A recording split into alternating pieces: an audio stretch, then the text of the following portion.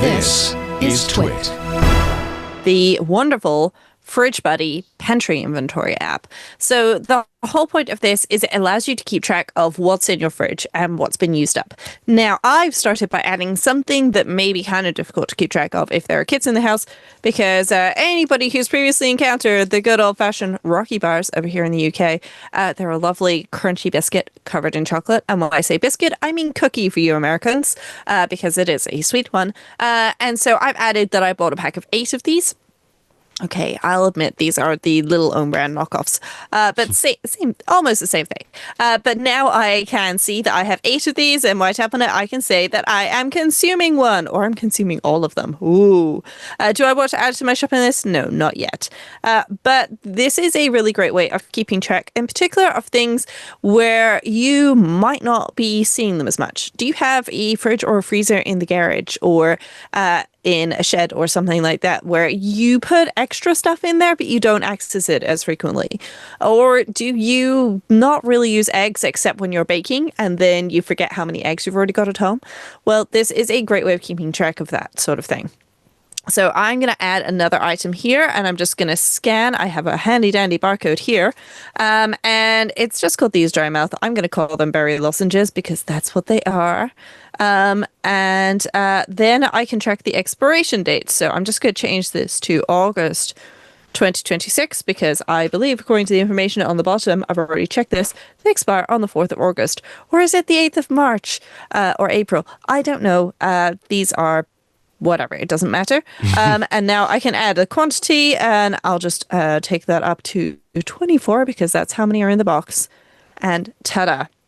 And now I can see here I've got a handy marker of that expires in 280 days. And this is just quite a useful way of being able to keep track of various things that are in your pantry or fridge. Now, I'm using the free version of the app. You can pay to unlock all of the features of the app, including things like multiple locations, so being able to add your own locations and so on. And that is $2.99 a month, or $2.99 a week, $29.99 a year, or lifetime is $34.99 if you would like to purchase a lifetime option, which gives you, it's $5 more in the year.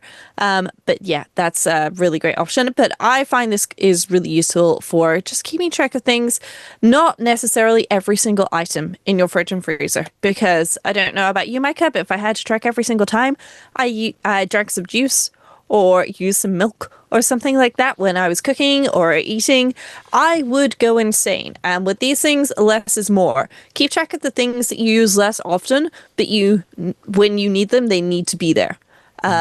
So things like your baking soda and your baking powder, because if those are expired and you go to use them, or if your yeast is expired and you go to use that, that's a problem. But if you can look when you're in the grocery store and be like, I have baking powder, it's expired, you can go buy some more baking powder, and then you don't have to worry about your cake's not rising, or in the case of bread, yeast. So that's definitely worth keeping track of. Personally, I do keep track of the amount of flour that I have because I make a lot of bread, and it's useful to know if I'm going, I think I'm going to bake some more bread. I have 300 grams of flour. I need 500 to make a loaf. So I guess I'll just buy some more flour. That, when I'm in the shop, I can pop in and get some. I don't start making a loaf and then have to figure out a way to make the whole thing smaller when flour is the last ingredient that I add. Hey, if you're enjoying this little bit of iOS today, well, you can check out the full episode. You can head to the website, twit.tv/iOS, or watch the full show right here on YouTube. All you got to do is click that link below.